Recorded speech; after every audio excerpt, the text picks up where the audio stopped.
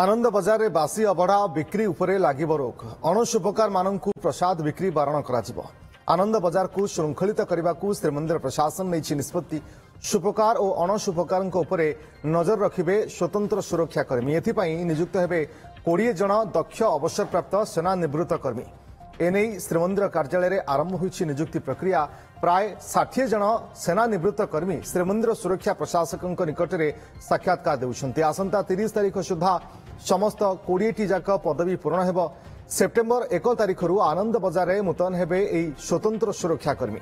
एमानंक पई स्वतंत्र dress code लागू हेब।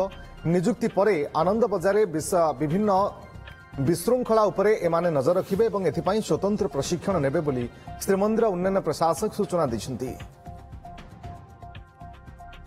ठीक भाव में बसवा कथा बसवे जो जगह बसवा कथा बाहर जो मैंने अथराइज सोपकार मैंने रोचते से केवल निर्दिष्ट जो दुकान अलट हो से जगह बसवे। बाहर जाणिकी कोइली वैकुंठ कि मंदिर अन्य कौन स्थान में से महाप्रसाद किए बिक्री करेंगे ना। मंदिर रे प्रस्तुत हो द्रव्य बिक्री करेंगे ना जमी राबिडी वगैरह बिक्री कर जिन बंद रही।